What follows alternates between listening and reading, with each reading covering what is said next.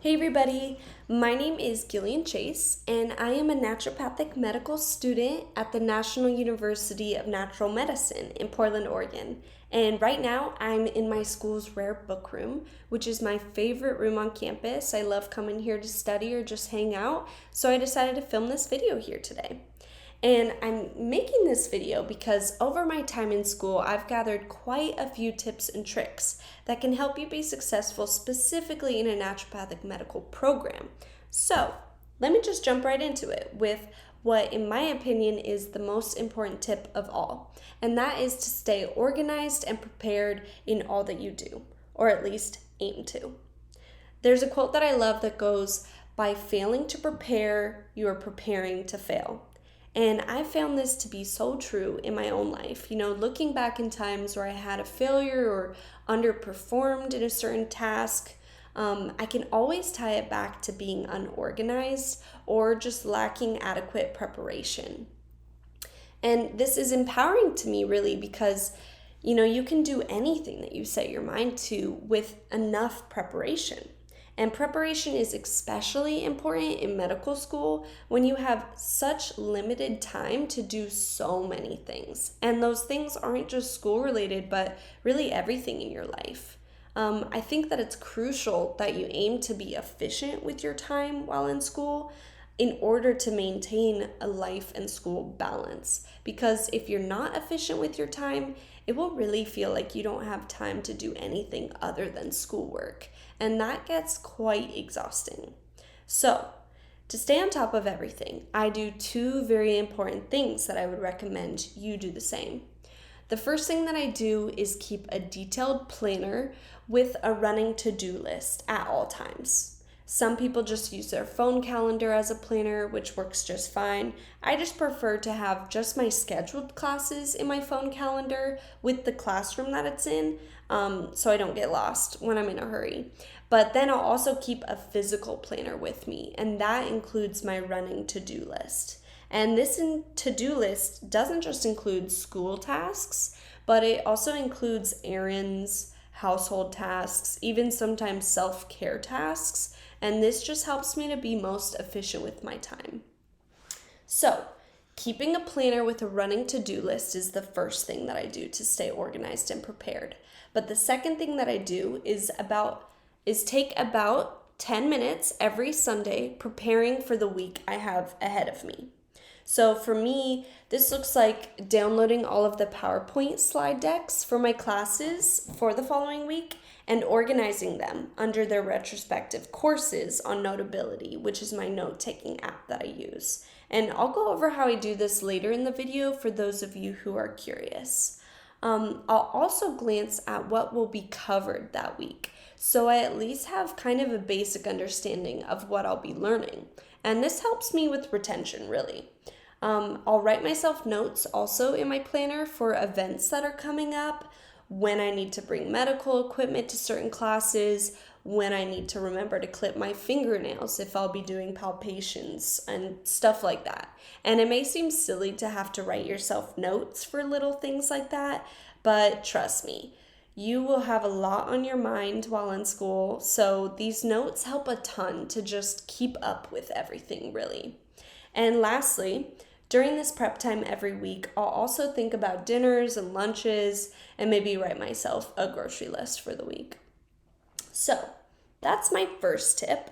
And as I said, I think it's the most important of them all. But the next tip that I want to share with you is the importance of taking really good quality notes while you're in school. I promise you that you will not be able to remember everything you hear in class. And if you don't write down those important points that you hear, you probably will forget them over time. So as you're taking notes in class, keep in mind that you're taking these notes for you to use to guide yourself in your future practice. So make them as useful specifically to you as possible. And this may mean reorganizing them, writing the info on the slides in a different way that makes more sense to you, retitling slide decks with things that are like a more meaningful title that can indicate what info it covers, and things like that. So just consider that. And also keep in mind that, a big portion of what you're paying for while you're in school is your notes. So whenever professors include extra documents or videos or something that you think may come in handy later, save them in a folder in your computer just so you have them. You're already paying for them. And all of your notes and documents that are shared with you as a student are a summation of many and many hours of research by the professors who put them out there. And so it's so much of the wisdom that they've gained throughout their private and group practice that you're really paying for, and this knowledge is invaluable. So with that being said, figure out how to organize your notes in a way that's most helpful for you while in school, but also think about how you could organize them to use them in your future practice too. So I actually organize my notes for use in school differently than how I do for my future practice. So to organize my notes for use while in school, I use the Notability app, and I keep all of my notes and PowerPoint slide decks organized by what class they're in. So for example, in Notability, I've created a divider for each term. Like currently I'm in the fall term of year 2, so my divider that I'm working under right now is called ND2 fall term. And under that divider, I have all of my classes for the term separated as different subjects. And then I can easily upload notes to their corresponding subject, which are my classes. And for those of you who are going to NUNM or considering to going to NUNM, I want to tell you quickly just how I upload my PowerPoint slides really efficiently straight from Moodle. So if you go to a school that uses something other than Moodle, you can always download the documents and upload them from your download folder specifically to Notability. But if you use Moodle, listen up. Okay, so if you use Moodle, you can download the OpenLMS app. And once you've downloaded that, you'll need to scan a QR code to log into your Moodle account. So you can find this QR code on the Moodle site. So go to the upper right corner and click on the tiny arrow that's pointing downward and select your profile from the drop-down menu. And once you're on your profile page, you should see in the lower right a button that says View QR Code, or it may already be popped up. So scan this code within the OpenLMS app, and you should be then able to access Moodle through that app. And straight from this app, you can then click on the documents and the PowerPoint slide decks and select Open With and click Notability. And this will easily just pop up options for renaming the document. I recommend you rename them with a title that helps you remember what the info contains versus just using the name that it already has. And it will also let you add the document to the specific subject folder / your class. So make sure you upload it to the right class. Okay, so I hope that was helpful for some of you watching. Moving on to how I organize my notes for use in future practice, I made a separate folder in Notability that I have titled Clinical Pearls, which includes a few different subjects, and I'll quickly just run through these. So first, I have one called Clinical Tips, which includes really important bits of information that are mentioned by my professors that I don't want to lose or forget. And I'll organize them later. I just kind of want to keep them in one place while I go through school. I also have a subject titled Future Practice, and this includes notes like tips for charging insurance with certain medical codes, go-to products or nutraceutical supplements that my professors mention that have worked wonders for their patients, and also mistakes to avoid when first opening up a new practice. I think I'll really thank myself later for keeping all of this info in an organized folder, and I think you would too if you do the same. So next I have a subject called Helpful Graphs and Charts. And this is pretty self-explanatory, but I found it super helpful to keep really important condensed summaries of information all in one place. And lastly, I have one titled Physical Exams, which includes notes that I've written myself that are basically step-by-step instructions on how to perform a lung and a heart exam, ear, eyes, throat exam, and then cranial nerve exam, things like that. So those are the subjects that I've created for now, but I'm sure as I go through school, I'll end up adding more. In a way, this is my baby black book. A black book, for those of you who don't know, is basically a doctor's personal Bible that includes all of their go-to treatment and therapy options for certain conditions and anything else that they don't want to lose or forget that comes in handy in practice. I've asked many professors and upperclassmen about when they think I should start a black book, or even if it's necessary to keep a black book with our medical education and knowledge changing so frequently in the modern world. And people really have conflicting views on this, I've found. So for now, I'm just keeping this information that I find to be really important organized in my clinical pearls folder, and I'll figure out what to do with it later. Okay, so moving on to my next tip for you. Start prepping for board exams early so they don't creep up on you and overwhelm you. So throughout your schooling, you'll take several big exams scattered over the years. In the middle of your program, you'll take the first of 2 NPLEX examinations and an oski exam as well. So NPLEX stands for Naturopathic Physicians Licensing Examination. And the first one, which I'll be taking this next summer, the summer prior to entering my 3rd year of schooling, is a case-based exam that focuses basically on basic sciences and an understanding of the various systems of the body. And the second type of exam that I mentioned was oski, which stands for Objective Structured Clinical Examination. And there are multiple oski exams throughout your schooling, and these are not multiple choice style like the NPLEX is, but rather you're given a case where a fake patient will walk into your office and you'll have to run through their HPI, their history of present illness, past medical history, medications, allergies, social history, family history, take their vitals, do any relevant physical exams in a timely manner.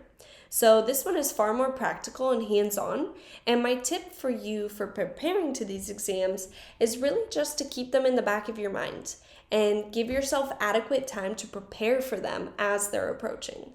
So also, just a side note, the NPLEX website has some really useful study guides that they offer online just for $5. And this can just help to kind of get an idea of what's on the test and start prepping while you go through your courses in school. So I've included the link for these study guides below in the video description if you want to check them out. So next up, let's talk about money, because med school costs, well, a shit ton. And I think it's super important to try to be money savvy while in school. So I say apply to all of the scholarships that you can. Most people, they don't want to take the time to apply because they already assume that they won't get it. And, I actually think there's probably a far smaller pool of applicants than you might think for scholarships. And in my experience, it's really worth applying for them. But be smart with which ones you apply for. Apply for all of the scholarships that are offered through your school, but also apply to state and federal level scholarships that are being directed specifically towards naturopathic medical students. I think this will just give you better odds. And I've found that applying to ones specifically for naturopathic medical students versus ones that are geared towards graduate or health professional students, that I've had way better luck. So you never know when you might get lucky and get a big one. Also on the note of money, sign up for federal work study. So federal work study is work that's offered through your school, like being a teacher's assistant or library or administrative staff. And this work is only available to students who complete their FAFSA and who are approved for federal work study. So I'm currently an anatomy TA through work study, and I can make up to $500 per term through online grading, helping with open anatomy labs, and easy stuff like that. And a lot of my friends who do work study are able to work on homework while they're on their shift. And I've also found it to be a great way to refresh your knowledge and your skills also in previous material that you've learned.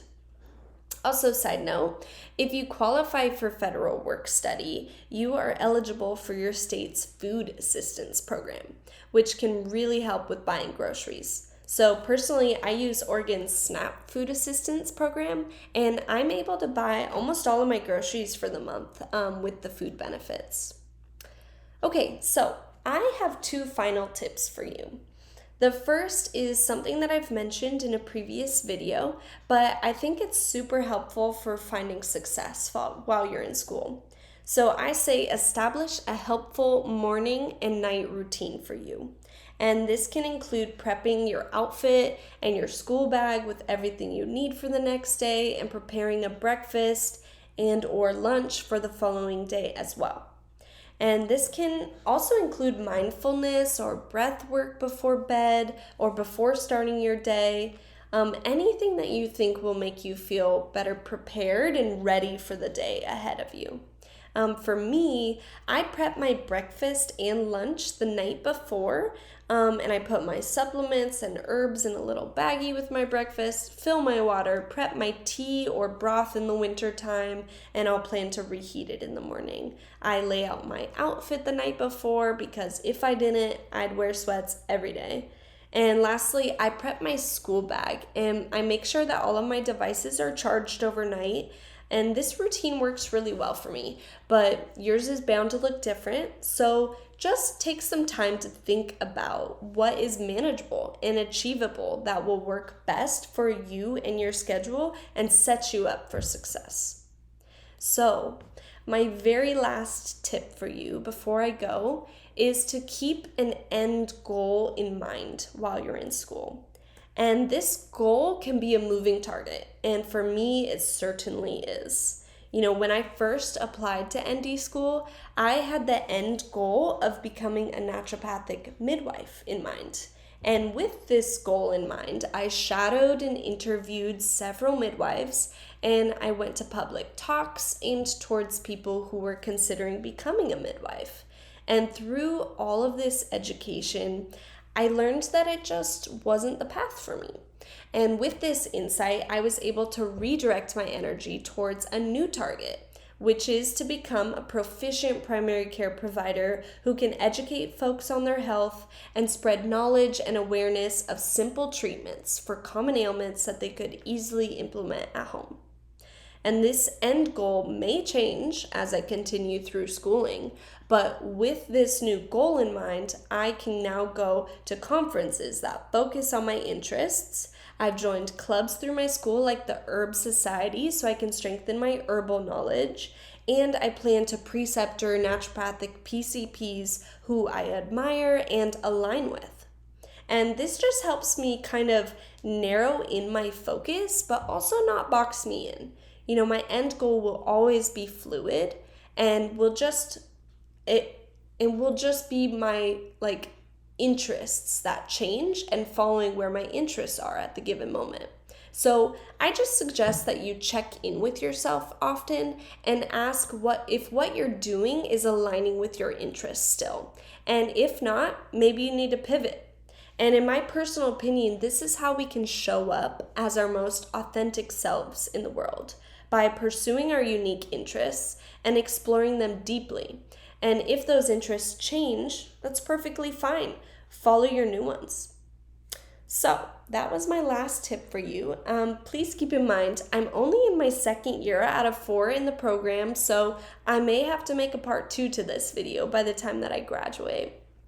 But I really hope that you find these tips helpful and that you might avoid some common pitfalls while in school because of this video.